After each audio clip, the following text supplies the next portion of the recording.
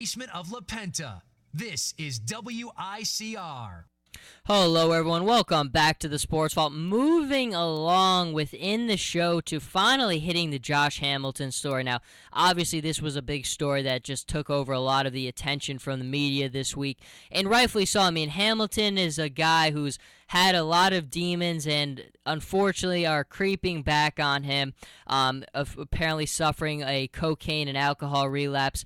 And it's tough for a lot of us, I think, because we struggle to understand how people could struggle so much with in addictions like this. And I think Josh Hamilton is a guy who probably has a lot of baggage emotionally from his past, and clearly he's had a lot of trouble. But I mean, I think the thing that frustrates you and frustrates me, and it's got to be him and his family more than anything, is how good this guy should have been and should be to this day. I mean, I never forget watching the Orioles and the Rangers a couple years back with the 4 home run game. I mean, you've just seen glimpses so many times of what this guy should have been. I mean, if we had a healthy Hamilton mentally, physically, in all those regards right now, the guy could be the best player in baseball. I mean, go back to 2010. 2010 is probably, I think, the year where he felt the most comfortable, where things just really were clicking for him and everything. I mean, he played 133 games, and he had a 359 batting average. The guy had 32 home runs. He had 100 RBIs. And don't forget, he missed a lot of the second half of the season.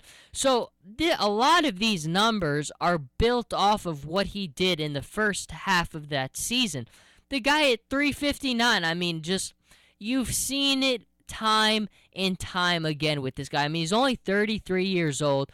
Up and down career before that. I mean, with all the issues that he had, it's just amazing. Like I think we struggle with it, understanding why people struggle with those demons so much, why they continue to kind of relapse and go back to it.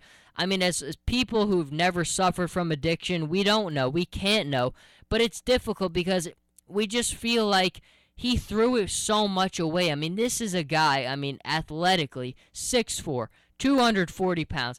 He's a physical specimen on the baseball field. The numbers he put up when healthy are just at a different level. I mean, that 2010 season is something I'll never be able to forget about. And it's kind of along the lines of my conversation about Derrick Rose this morning, where in 2011, when he was the MVP, he was can't miss TV every single night. I had to watch Derrick Rose every single night. And since that time, with the injuries, you kind of feel like you've been cheated out of watching a guy who might have ended up as one of the most transcendent guards we've ever seen play the game, just from a standpoint of being able to do so much and so versatile on the basketball court.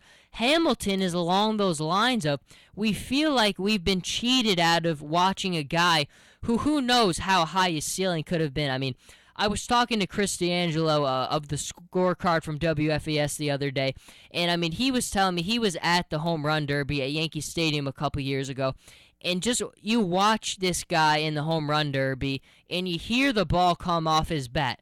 It's not supposed to sound like that, folks. I mean, this is a transcendent talent who we feel like we've kind of been robbed of the ability to really watch what he was capable of doing on the baseball field. And it's a shame. I mean, for him more than anyone, I haven't read his book. I've heard it's very good, documenting all the troubles he's had. But I mean, the thing about him is I'll never forget watching one of those 30 for 30s on him where he talked about how he's not allowed to have more than $20 in his pocket at one time because of just how severely he would have that urge to go out there and relapse and put the substances into his body that he knows aren't good to him. And I think he look at all the tattoos he has, and he hates those tattoos so much because they're a reminder of that life he wants to forget so badly. and you could just see how difficult it is for him. And now there's a lot of talk about what does the future hold for Josh Hamilton. And we will, let's be honest here. I mean, his career with the Angels to this point hasn't been great. I mean, his batting average the last 2 seasons, 250, 263. He has missed a lot. He missed a lot of games last year, only played 89 games. The year before that, really struggled mightily. He did pick it up towards the end of the season, but I mean, it all seems like in 2012 with that Rangers window where that free agency was kind of looming and he gave up chewing tobacco and it really affected his play, and Nolan Ryan was critical of him for giving up chewing tobacco during the season. It just seemed like things for Hamilton were starting to go down a little bit. I mean, then he signed a very nice contract with the Angels, and then on the field it seemed like his play wasn't there. Was he there mentally all the time? This is just a guy who I think mentally it's always been a hurdle for him. There's always been something there that has just prevented him from reaching the ceiling we all know he could have been capable of. I mean, the word transcendent is something that has always come to mind. In that 4-home run game against the Orioles at Camden Yards is something I've never been able to forget. I mean, this guy has given you so many glimpses of what he could have done, and it's such a shame because I don't know if this is the end for Josh Hamilton. I mean, there's been people who've questioned, is baseball the right career path for him to go on at this point? And I think right now all he can do is just kind of work on himself, because in the Angels, I don't know if I would be surprised if there wasn't a provision in their contract that kind of gave them a little protection in case this ever happened, because I think we all kind of understood that this is a battle that was not over with Josh Hamilton. And it's a shame because it's a guy who, I mean, when you hear him, I mean, this isn't a bad guy.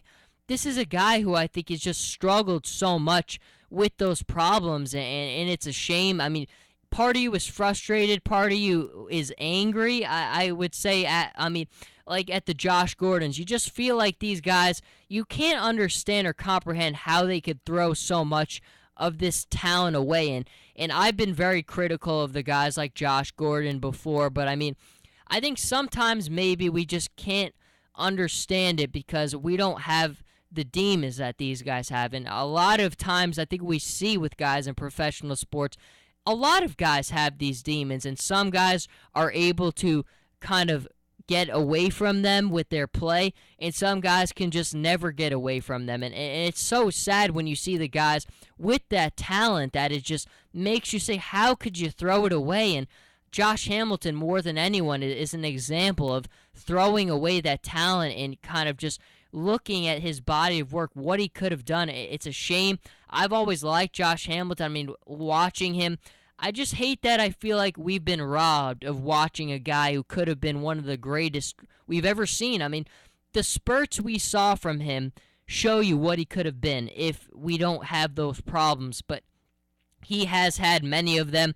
and we do hope that he figures it out, because sometimes your life is bigger than sports, and you've just got to figure out where you're going to go with your life. I don't know what is going to happen with Josh Hamilton, but I wish him nothing but the best, and I hope that if he can come back, we'll see what we've always wanted to see from him, and we can see a lot of good things. But that is going to wrap it up for this segment. Time to take a little bit of break and then segue it back into the 12 o'clock hour and come back with a lot more news. But that is going to do it for now. Everyone, check back in a little while, and we will be back.